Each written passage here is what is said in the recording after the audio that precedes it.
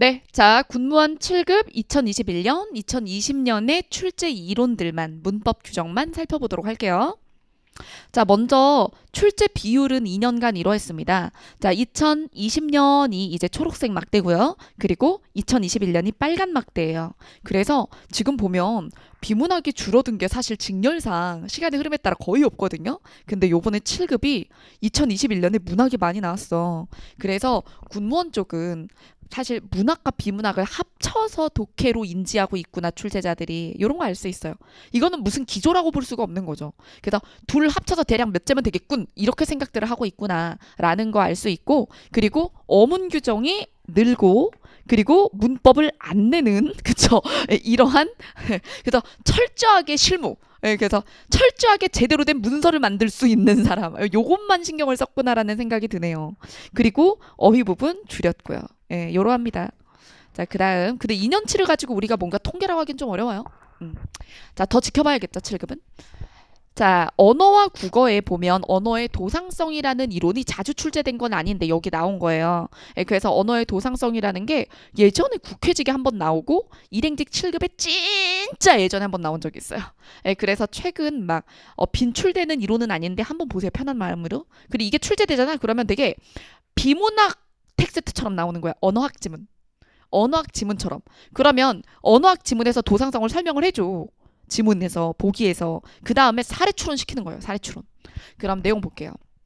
모든, 이제 세계에 존재하는 모든 언어에는 공통점이 있어요. 이게 인간의 심리 때문에 있는 건데, 예를 들어 아버지, 할아버지. 무슨 말이 더 길어? 할아버지가 더 길죠. 그 무슨 말이 먼저 태어났단 얘기지? 짧은 말이 먼저 태어났지. 아버지가 태어나고 할아버지가 태어나는 거예요. 그렇죠? 영어도 그렇잖아요. 할아버지가 더 길어요. 있는 아빠에다 붙인단 말이지. 예. 자, 그래서 이런 식으로 가까운 존재를 먼저 만들고 먼 존재에 대해서 이름을 붙여나가는 방식으로 말을 만든 경우가 전 세계 언어가 다 많기 때문에 이런 게 바로 거리감인 거야. 거리감. 그리고 시간에 따른 것도 있어요. 우리가 어제, 오늘. 아, 이러저러한 일은 어제, 오늘 일이 아니야. 이렇게 얘기하고 오늘, 내일 뭐 이렇게 얘기를 하지 뒤집지 않아. 예.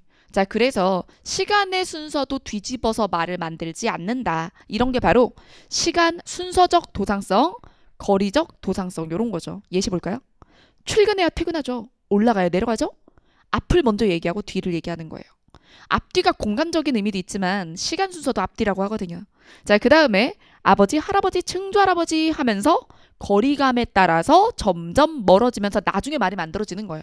그러면서 있는 말을 재활용을 해서 붙여나간 경우가 많습니다. 자, 그 다음. 자, 요거 의문론의 첫 부분의 조음 위치 부분 있죠.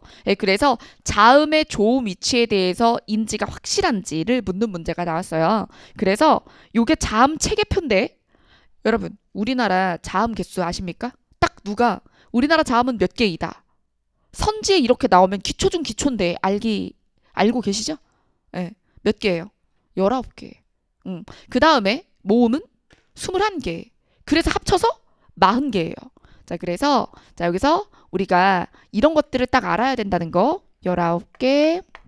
자, 그 다음에 21개, 40개. 그리고 19개가 여기 들어가 있는 거잖아요. 그리고 여기 21개는 단모음 10개, 이중모음 11개. 자, 그럼 여기서 쌍자음이 몇 개인지 얘기해 볼까? 쌍자음. 하나. 쌍자음이 된 소리죠? 하나, 둘, 셋, 넷, 5개죠. 그러면 여기서 쌍자음 14개, 제가 쌍자음이래. 그냥 기본자음 14개, 그리고 쌍자음 5개. 이렇게. 자, 요런 것도 그냥 한번 계산을 해봤어요. 그리고 이거 우리 한자로도 말할 수 있어야 되죠. 시험지가 이거 이렇게 우리말로 써줄 때도 있고 한자음으로 써줄 때도 있어요. 자, 한자음을 하면 뭔지 얘기해 봅시다. 입술 소리. 입술 2개여야 돼. 양순음이라고 하죠. 자, 그래서 양순음. 잇몸 소리는 치조. 치조음. 센 입천장은 단단하니까 경. 구개음. 그 다음에 열이면 연. 구개음. 그 다음에 목청 소리는 후음. 그죠? 자, 그 다음에 파열이라고 할 때 출제자들에 따라서 파열음이라고 말을 했는데 얘까지 의도할 때도 있어요. 여기도 파열 과정이 있긴 하거든요. 그래서 명확하게 이야기하면 파열음과 파찰음을 합쳐서 파열음 계열이라고 말을 하죠. 파찰과 파열이 다르긴 하지만 파찰에 파열 과정이 있으니까요. 파찰은 뭐 더하기 뭐예요? 파열 더하기 마찰이죠. 자, 그 다음 마찰음은 뭐가 없네. 거센 소리가 없어. 그쵸? 그래서 다른 파열음은 삼지적 상관속이 있어요. 파열음 계열엔 삼지적 상관속 3가지가 있는데 얘는 3가지가 아니라 2가지야. 거센 소리가 없어요. 마찰음 중 거센 소리 없음이에요. 근데 여기에 거센 소리 범위는 있다. 거센 소리 만들어내는 범인이 누구지? 히읗이죠. 그래서 히읗에 대해서는 굉장히 자음 중 특수성을 가지고 있다고 하는데 이게 중세시대에는 거센 소리였단 말이죠. 근데 이 히읗에게는 동생이 있었어요. 히읗의 동생이 누구게? 뚜껑이 하나 모자란 애가 있어요. 여린 히읗이라고. 여린 히읗. 그래서 이게 히읗, 이게 여린 히읗인데 얘가 거센 소리고 얘가 예사 소리였단 말이에요. 옛날에. 근데 얘가 없어졌어. 예. 얘가 소실되면서 이게 동생의 소리를 내기 시작한 거예요. 그럼 거센 소리였던 애가 예사 소리로 이 소리 세기를 줄인 거야. 이해되시죠? 그러면서 이 앙칼진 성격이 남아있어서 다른 예사 소리가 옆에 와서 치근덕거리면 잡아먹고 거센 소리를 만드는 거죠. 그게 축약이에요. 그죠? 히읗이 일으키는 축약, 자음 축약, 거센 소리 되기. 자, 그 다음 여기 쌍시옷이 있지만 이거는 뭐예요? 거센 소리가 아니죠. 된 소리죠. 뭐 이런 것들 잘 보고 위치를 이렇게 봤을 때 한 번에 외우는 말로 제가 무슨 말 쓰죠? 한 번에 외울 수 있어요. 입술부터 목구멍까지 들어가는 거예요. 바, 다, 사, 자, 가, 하. 바다사자가 하. 바다사자가 하. 여기까지가 안울림 소리. 안울림 소리를 한자어로 뭐라 그러냐면 무성음이다 라고도 말을 합니다. 무성음. 그 다음에 울림 소리는 유성음이에요. 원래 모음은 몽땅 유성음이거든요. 근데 자음 중에서 지들이 모음이라고 착각하는 애들이 4개가 있는 거야. 자음인데 요 4개는 그래서 다른 자음이랑 소리의 성향이 달라요. 그래서 울림소리가 있고 이 울림소리를 입술 자리부터 외우면 마, 누, 라, 양. 마누라 양. 바다사자가 하, 마누라 양 해서 외웠죠. 자, 그리고 여기 보니까 어느 위치에 자음이 제일 많이 몰려있지? 그쵸, 치조음 자리죠. 그죠? 요 부분이 혀가 가장 편안해하는 위치예요. 그래서 여기 자음이 제일 많은 거예요. 혀의 운동성이 가장 활발한 부분이라서. 자, 그래서 세로로 한번 읽어볼까? 다사나라, 다사나라. 시장 가서 다사나라. 그쵸? 이렇게 다사나라, 다사나라. 이 자리에서 같은 소리들이 나는 거예요. 자, 그리고 여기 마누라 양 할 때 보면 초성이응이에요? 받침이응이에요? 받침이응이죠? 되게 중요한 거야. 초성의 이응은 소리가 안 나요. 이거는 음가가 없어요. 음가가 없다고 표현을 해요. 그래서 초성의 이응은 이렇게 쓰면 이상하잖아. 그래서 모양을 잡아주는 거야. 모양을 잡아주려고 쓰는 거지 얘는 뻥이응이라고. 그래서 음운의 개수를 셀 때 세나 안 세나? 세면 안 돼. 소리가 없거든. 음운 개수 세라고 할 때 초성 이응은 세는 게 아니야. 그럼 이유지는 음운의 개수가 몇 개일까? 뻥뻥. 자, 그쵸? 자, 그러면 하나, 이중모음을 2개로 세는 관점이 있고 하나로 세는 관점이 있어요. 둘 다 알아두세요. 근데 최근 EBS와 교과서는 2개로 세요. 예전에 공무원 기출은 하나로 셌어요. 근데 이제 최근 교과서를 기준으로 1순위로 하세요. 자, 그래서 하나, 둘, 셋, 넷, 다섯, 6개. 6개를 우선으로 하고 6개라고 했는데 답이 없다. 그러면 아, 옛날 스타일의 출제인가? 하고 5개다 하면 되는 거야. 자, 그래서 그냥 좋은 위치표로 얘기할 수 있는 거 다 얘기한 것 같습니다. 자, 그 다음 음운 변동 선지예시. 여기서 우리가 서술형으로 해봐요. 자, 여러분 시간을 잠깐 줄게. 이거 발음 옆에 혹시 써있어? 안 써있죠? 그쵸? 아싸. 내가 지운다고 했는데 지워놨네. 자, 옆에 발음을 쓰는데 순차적으로 발음 과정을 좀 반영해서 써봐요. 그냥 결과적 발음만 쓰지 말고 무슨 일이 벌어진 뒤에 무슨 일이 벌어져서 이런 식으로. 위에 있는 세 개는 사실은 그냥 딱 결과만 쓰면 되지. 근데 닫는다 이런 거는 과정을 좀 써줘. 네, 이제 해볼게요. 자, 여기서 옷 하면 음절의 끝소리 규칙이죠. 그래서 발음을 뭘로? 디귿으로. 음절의 끝소리 규칙. 그 다음에 요거는 음절의 끝소리 규칙이라고 하지 말고 뭐라고 하라고? 탈락. 그쵸? 탈락 중에 무엇? 자음군 단순화. 그래서 옛날에는 그냥 어쨌든 받침자리니까 크게 묶어서 음절의 끝소리 규칙이라고 했었거든요. 근데 9차 교과서부터 이 음절의 끝소리 규칙이라고 얘기하는 거랑 자음군 단순화가 음절의 끝소리 규칙은 교체고 자음군 단순화는 탈락이니까 용어까지 이렇게 나누어서 이야기하게 되었어요. 그래서 예전에 공무원 기출에는 얘를 음절의 끝소리 규칙이라고 말한 것도 있어. 하지만 그거 옛날이야. 이제 요즘에 와서는 요걸 자음군 단순화라고 명백히 약간 명칭을 갈랐다. 자, 그래서 이 리을 기억 중에 누가 이기지? 기억이 이기죠, 기본적으로. 예외가 있지만 예외는 뒤에서 얘기할게요. 자, 얘를 잡아서 떨어뜨려. 리을을 떨어뜨려서 닭. 자, 그러면 바로 밑으로 내려와 볼게요. 요거랑 연결하세요.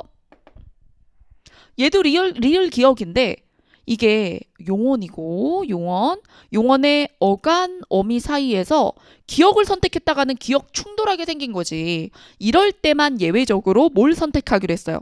리을을 선택하고 오히려 기억을 뽑아내게 되었죠. 그래서 말, 꺼나 라고 발음이 납니다. 이때 두 단계로 나눠서 이야기를 하면 먼저 자음군 단순화가 나요. 그리고 사실 이 용언의 어간 어미 사이에서 앞말이 울렸을 때 뒷말이 된소리가 나는 교체 된소리 대기를 반영해서 말, 꺼, 나 요렇게.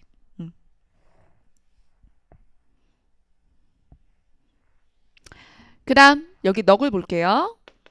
넋. 얘 잡아 뽑아. 자음군 단순화. 자, 그 다음에 닫는다를 해보죠. 이게 뒤에 있는 비음의 영향으로 역행 비음화가 일어나겠죠. 그래서 닫는다. 자기 자리에서 비음 골라야죠. 디귿의 자리에서 그대로 내려와. 그럼 다사나라지. 거기서 비음은 니은입니다. 그래서 닫는다가 되죠. 읊조리지 말고. 자, 그 다음에 내가 원래는 이거 쓰라고 할 때 이렇게 앞에서 입 옴짝달싹 하는지 안 하는지 보거든. 마스크를 쓰고 있어가지고. 여러분들 이렇게 발음하면서 쓰고 그러면 안 돼. 계산을 해야지. 그죠? 자기가 속으로 읊조려가지고 문제 풀고 그러면 안 되는 거예요. 자, 그 다음에 자, 히읗 지읒은 뭐가 일어나야 되죠? 축약이요. 그래서 싸치. 그 다음에 요것도 축약이요. 뭐, 키, 다. 자, 여기 겹받침이 있네요. 뒤에 자음 있으니까 자음군 단순화해야겠죠? 자, 리을, 비읍에서 원래 대표음은 리을이기 때문에 누구를 잡아 뽑아? 비읍을 잡아서 떨어뜨려요. 그러면 짤, 내요가 되고요. 여기서 리을과 니은이 만나서 순행, 유마가 벌어지겠죠? 그래서 최종 발음 짤래요 되겠습니다. 자, 그 다음에 자, 요거 리을 비읍이죠. 리을 비읍에서 누가 원래 이기는 거죠? 네, 리을이 이기는 거예요. 그럼 비읍이 이기는 예외적 경우가 있어요. 뭐죠? 발로 밥다랑 그리고 넓다의 합성 파생어. 요거 빼고는 원래 리을이 이기기 때문에 그래서 떨지를 써놓고 그리고 얘가 장음이야. 근데 이제 장음은 여기다가 반영 안 할게. 얘는 장음인데 자, 그래서 떨지에다가 요거를 어떻게 해요? 어간 어미 사이의 울림소리 뒤에서 어떻게? 그죠? 된소리 되게 해서 떨지. 이런 관점도 있어요. 사실 리을 기억 같은 경우는 따로 조항을 이렇게 획정해 놓지 않았기 때문에 된소리 대기에서 이게 떨어지기 전에 된소리를 일으키고 나중에 떨어짐의 관점도 있습니다만 시험에 그 순서가 나오진 않아요. 그러니까 여러분들은 이것에 대해서는 요 순서 너무 개의치 말고 결과적인 발음을 알아두세요. 그리고 장음이니까 여기다가 이렇게. 자, 그러면 넘어갈게요, 이제. 자, 비통사적 합성어 문제가 나왔었네요. 우리가 지난주에 9급 출제 이론에서 자, 단어가 단일어가 있고 복합어가 있다. 그 복합어에 파생어가 있고 합성어가 있으며 합성어의 문법을 지키면 통사적 합성어, 그리고 문법을 어기면 비통사적 합성어라고 했죠. 그리고 비통사적 합성어, 문법을 어겼다는 건 어떤 케이스들이 있는지를 막 가피를 하면서 설명을 했고요. 자, 여기에 정리 한번 했습니다. 그래서 지난주에 나왔던 내용인데 여기에 예시까지 더 많이 넣어놓은 거죠. 그래서 지난주에 PPT의 보강이다라고 생각을 하면 되겠네요. 자, 여기서 관형사형 어미가 생략된, 여러분, 관형사형 어미라는 건 무슨 어미를 뜻하는 걸까? 형 어미지. 그럼 다른 품사인 척을 하게 해주죠. 그런 어미를 뭐라 그래요? 전성어미라고 해요. 관형사형 전성어미가 풀네임이야. 근데 줄여서 말하는 거야. 관형사형 어미. 명사형 전성어미 이런 것도 그래. 형 어미는 다 전성어미야. 예. 자, 그래서 성격을 전환해준다 이거예요. 예. 그래서 다른 품사인 척 전환해준다 전성어미. 그래서 관형사형 전성어미가 생략된 용언의 어간의 명사. 원래 용언이 명사를 수식을 하려면 관형사형 전성어미가 있어야 되는데 없어. 그러면 검은 버섯인데 은 빠졌네. 먹을거리인데 을 빠졌고. 이 이야기에서 먹을거리와 먹거리는 복수표준어다. 알아두시고. 자, 그 다음에 덮은 밥인데 은 빠지고 늦은 더위인데 은 빠졌네.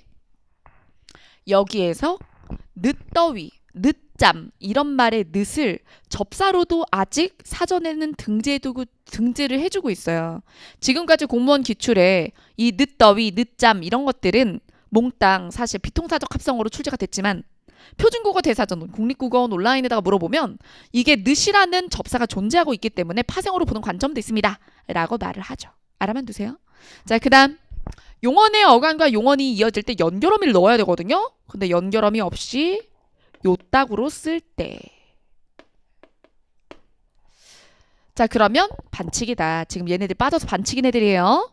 그 다음에 부사는 원래 용언이 꾸미는 건데 예를 들어 비가 부슬부슬 내리다 이렇게 해줘야 되는데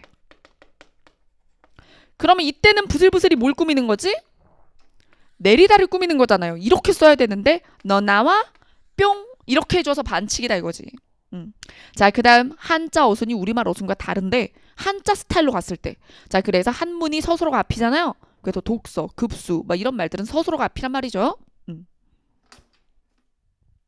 그 다음 자, 의미론으로 갈게요.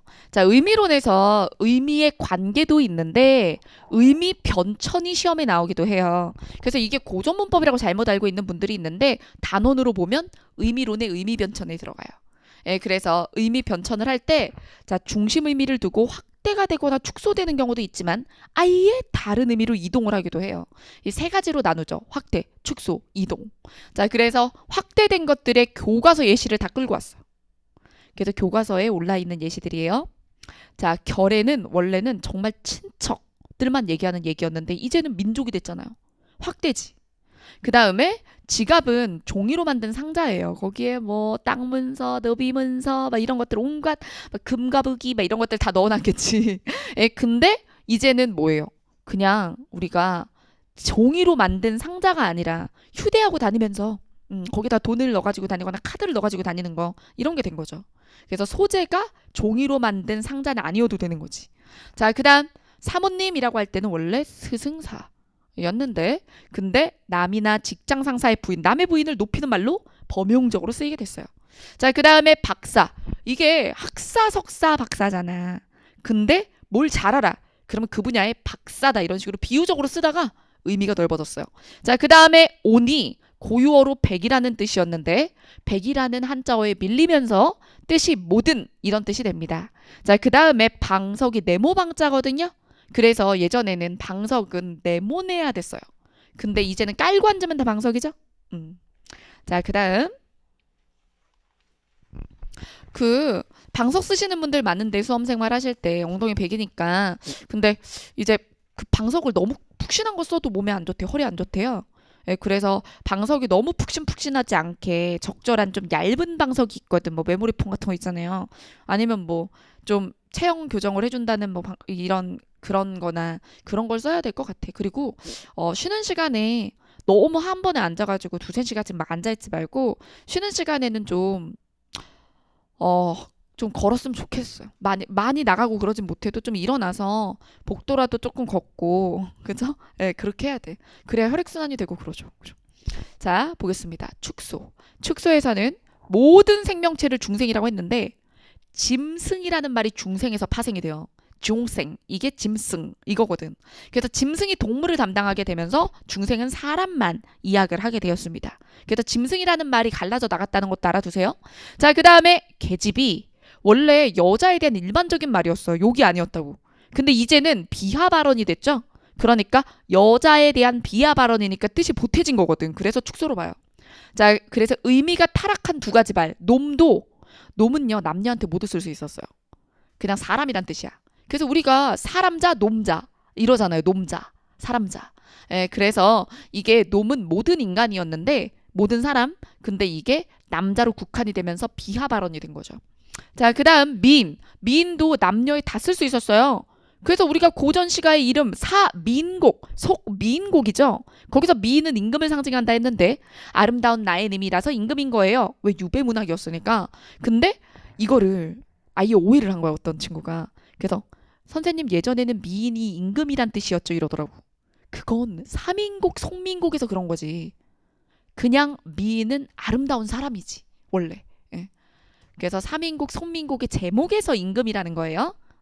그 다음에 이 미인이 미남 미녀를 합친 말이었는데 이젠 미인이라고 하면 여자를 얘기하고 미남이라고 해야지 남자 이렇게 된 거예요. 자, 그 다음에 얼굴.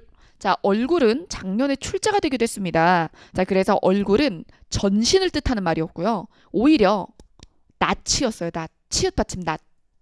이게 낯이고 온몸이 얼굴이라고. 근데 이제는 얼굴이 의미 축소돼서 낯을 뜻하게 된 거죠. 자, 그 다음에 그러면 이제 이런 질문들을 해. 그럼 얼굴이랑 몸이랑 뭐가 달라요? 안 다르죠. 그래서 한 대상에 대해서 단어가 한 개만 있는 건 아니잖아.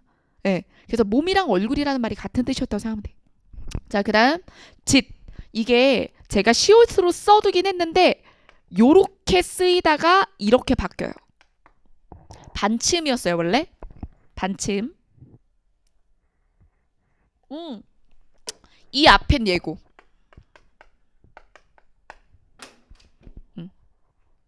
사실 이 중간 과정의 형태를 볼 일은 없겠네. 요것만 하면 되겠다. 이렇게. 지시예요. 이게 고전 시가를 독해하기 좀 편하게 만들어줄 때도 있거든요. 그래서 지시, 모습하고 행동을 둘 다 표현하는 거였어요. 예. 근데 지금은 행동만 표현하죠. 가만히 있는 사람한테 지시라고 하진 않잖아요. 자, 그 다음 뇌가 매가 되는데 이게 진지나 밥이라는 의미에서 제사 때 올리는 진지의 뜻으로만 쓰게 되었습니다. 제사상에 있는 밥만 의미하게 된 거죠. 그리고 저 뇌가 뇌일 때는 무슨 의미도 있지?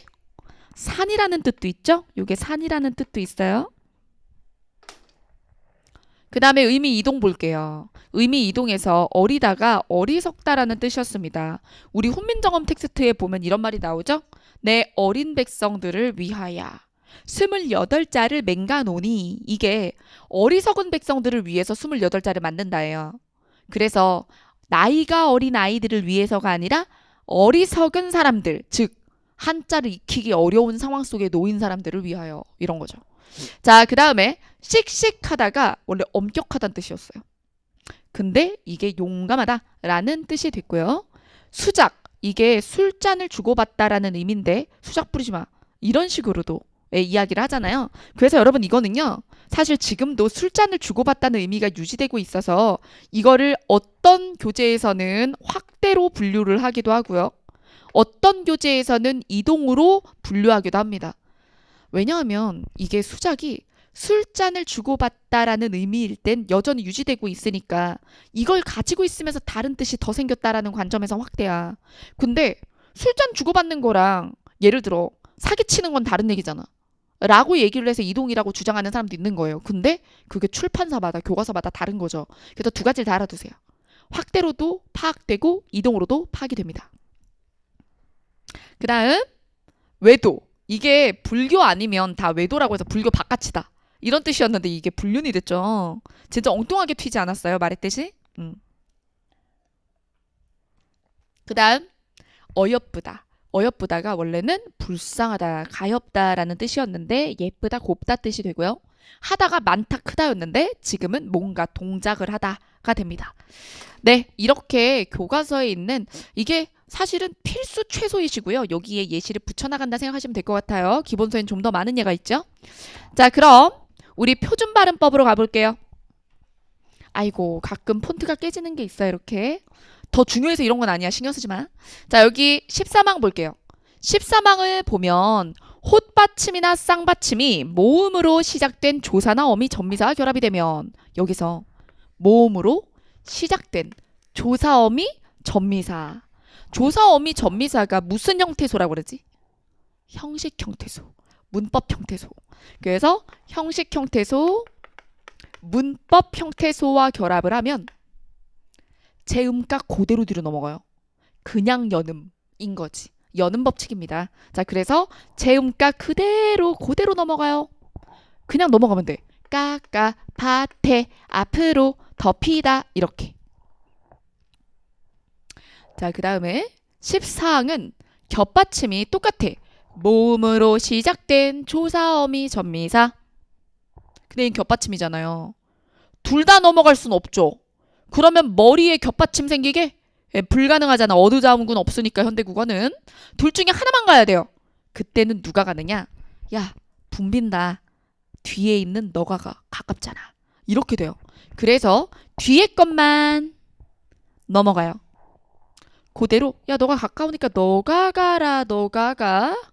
너가 가. 너가 가라고. 너가 가라고. 근데 여기서 특이점. 시옷이 넘어갈 때 쌍시옷이 돼. 자, 그 다음 15항. 받침 뒤에 모음 아, 어, 오, 우, 위, 들로 시작되는 실질 형태소가 처음이야. 무슨 형태소? 실질 형태소. 그러니까 사실 13, 14항은 뒤에 문법 형태소, 형식 형태소 같다고. 근데 얘는 실질 형태소니까 완전 달라. 그리고 이 앞에 있는 모음의 종류는 사실 신경 별로 안 써도 돼요. 왜냐하면 이거를 써준 건 이 외에 다른 모음은 안 된다 이런 뜻이 아니라 실질 형태소에는 저런 모음밖에 안 써. 예시가 없어. 이 바깥에 있는 건. 알겠죠? 그러니까 걱정을 안 해도 돼. 얘 외울 필요가 없다는 얘기지. 그래서 이거 신경 쓰면 돼. 실질. 그래서 실질 형태소가 연결이 되는 경우에는 대표음으로 바꾸어서 얘가 중요한 거죠. 그냥 여는 못 보내. 왜냐하면 뒤에가 실질이라는 건 남이란 얘기거든. 서브해 주려고 온 애가 아니에요. 사실 문법 형태소, 형식 형태소는 속어를 쓸게요. 따까리라고. 그치? 앞에 있는 애를 보조적으로 문법적인 의미를 부여해 주는 애요. 도와주는 애요. 근데 실질은 남이에요. 남이랑 결합하는 거야. 그럼 예의를 갖춰야 돼. 그래서 처리를 끝내고 붙어야 되는 거예요. 그래서 대표음으로 바꾼다는 건 음절의 끝소리 규칙이나 자음군 단수나 처리를 하란 얘기예요. 그래서 음절의 끝소리 규칙이나 or 자음군 단수나 처리를 하라.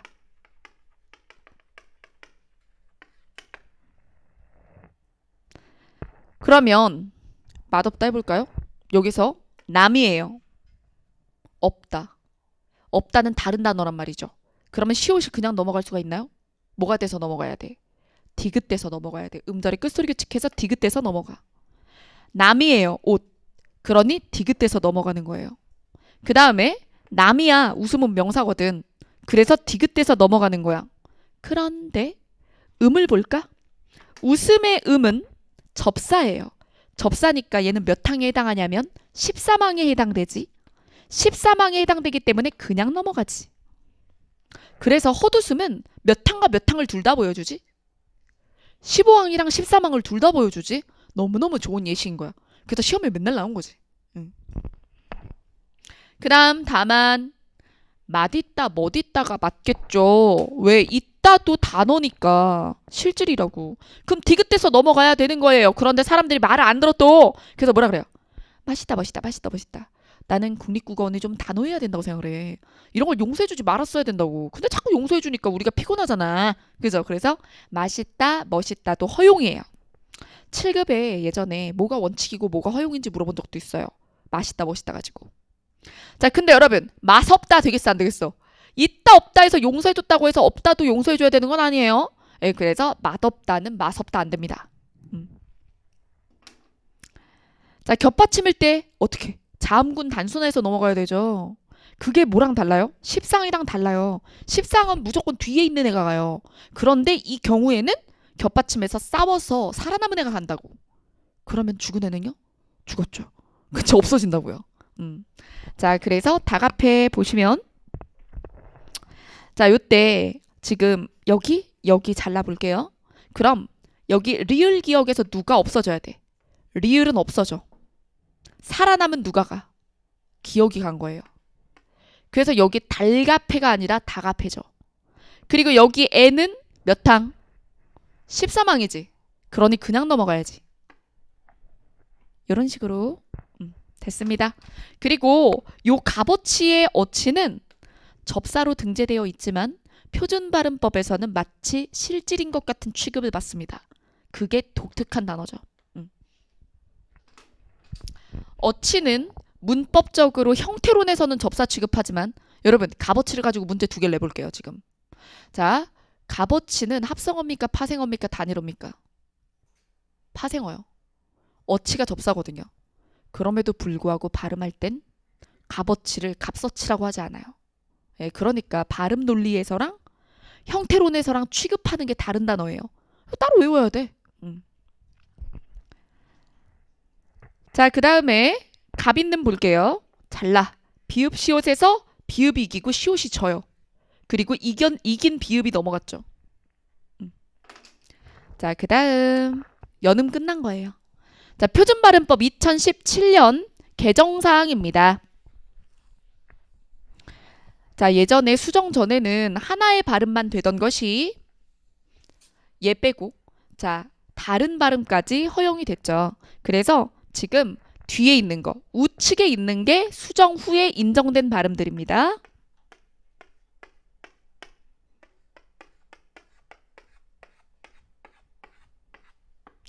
이때 그래서 문법 규정은 너무 옛날 책 같은 거 헌책 사서 쓰면 안 되는 거예요. 만약에 여러분들이 2016년 책을 썼다고 해봐. 그리고 얘네들이 예전에 시험에 오히려 더 잘 나오던 애들이에요. 막 저 대학교 때만 하더라도 효과라고 하세요. 효과라고 하지 마세요. 맨날 이랬거든. 그래도 저 효과라고 하잖아요. 세뇌당해가지고. 그리고 또 막 짜장면이라고 하지 말아라. 자장면이다. 막 이랬던 때가 있다니까. 근데 이제 짜장면, 자장면 다 되죠. 그리고 또 효과 다 되지. 막 이러는 거예요. 그래서 요거는 우측만 외우면 안 돼요. 좌우가 다 되는 거예요. 그리고 여기서 이게 왜 두 개가 되는지를 보세요. 요거 어문 규정의 날개 하고 문법 알고리즘 했으면 알아야 되는데.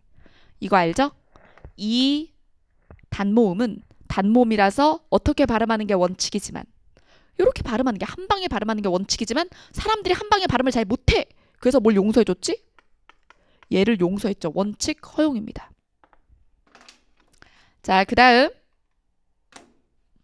표준어 규정 갈게요.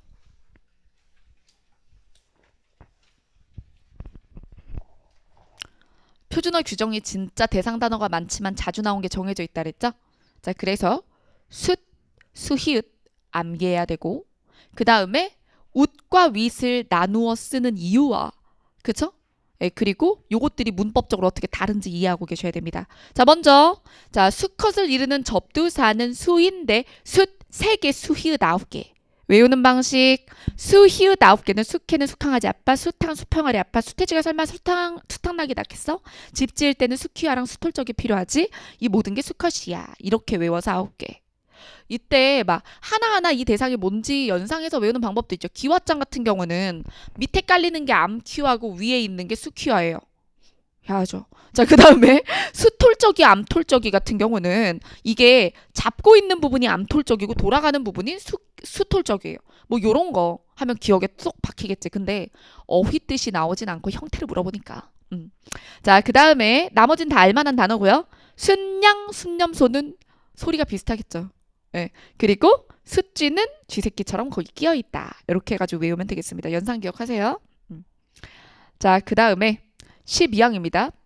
12항에 웃, 및, 윗은 명사 위에 맞추어서 위수로 통일한다. 라고 했어요. 자, 근데 웃은 접사고요. 접사. 그럼 웃이랑 결합하면 무슨 어? 파생어. 근데 윗의 시옷은 사이시옷이에요. 사이시옷이 들어간다는 건 무슨 어? 합성어. 알아두세요. 여러분, 여기 있는 시옷 가지고 사이시옷이라고 하면 될까 안 될까? 안 돼. 여러분, 이렇게 모 밑에 시옷 있다고 다 사이시옷이 아니야.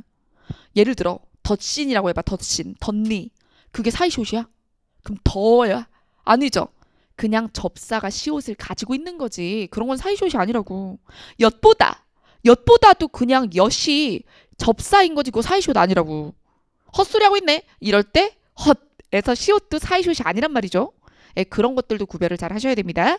자, 그러면 여기서 얘는 파생어를 만들고 얘는 합성어를 만드는데 어떨 때 왼쪽에 웃을 사용했냐면 위아래를 동시에 쌍으로 단어로 만들 수 없을 때.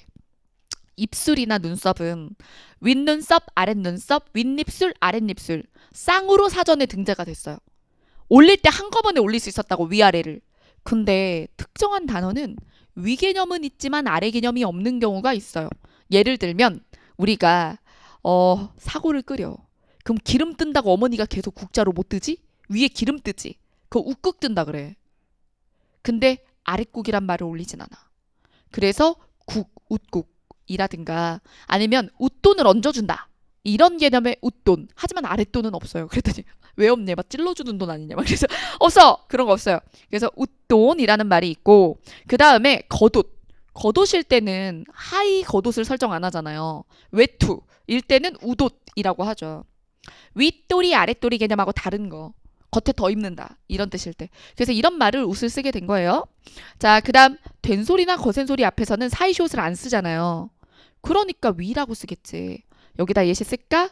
위쪽, 위층 이렇게 되지. 자, 그래서 금방 제가 얘기했던 위아래 대립이 없는 단어 웃으로 한다는 게 그 말이에요. 그러면 쌍으로 올릴 수 있을 때는 윗으로 가는 거죠. 자, 그 다음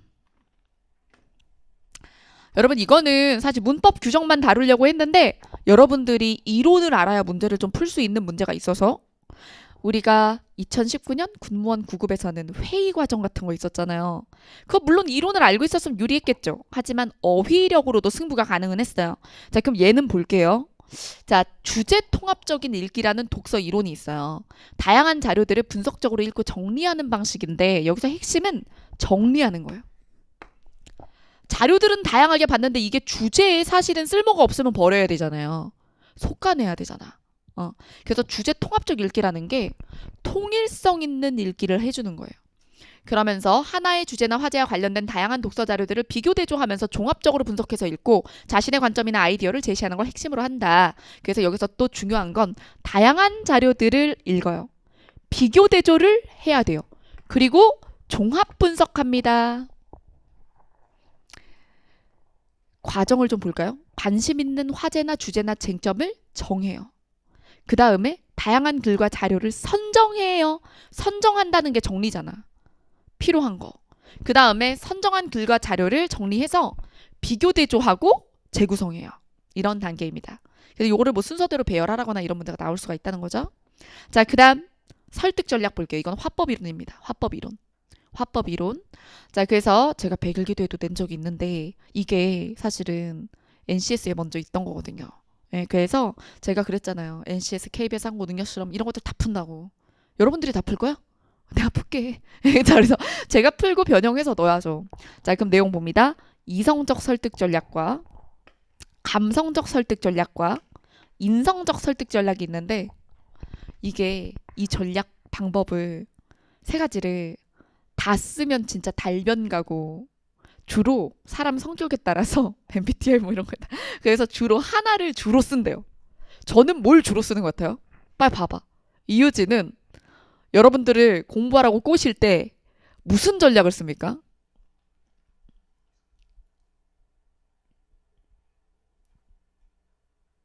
다 실패인데. 그죠? 아니, 그나마 이성적 설득 전략인 것 같아.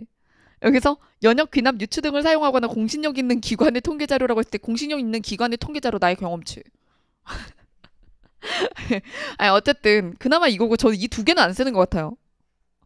근데 사실 수험생한테 가장 강력한 설득 방식이 2번이긴 하거든요. 2번 감성적 설득 전략. 예, 가장 파고들기 쉽죠. 수험생들이 마음이 약해져 있을 때여가지고. 근데 이게 제 성격이랑 좀 안 맞아요. 자, 청중의 욕망과 분노, 자긍심이나 동정심 같은 감정에 호소를 한다. 이 셋 중에 가장 어려운 게 마지막이거든요. 이게 뭐냐면 말하는 사람 자체의 인성이 너무 빼어나서 저 사람의 말이라면 믿는다. 막 이 경지에 오르는 거죠. 그래서 화자의 사람 됨됨이나 그가 전하는 메시지의 신뢰성을 바탕으로 청중의 감동과 변화를 이끌어낸다. 그래서 이거는 사실 전제가 필요하죠. 존경이 전제돼야 되는 거예요. 그래서 이게 어떤 그, 아, 뭐라 그럴까? 그 영역의 전문가다라는 어마어마한 권위나 이런 것들을 기반으로 한 설득 방식이 되겠습니다. 자, 그럼 우리 이제 문제로 가볼까요?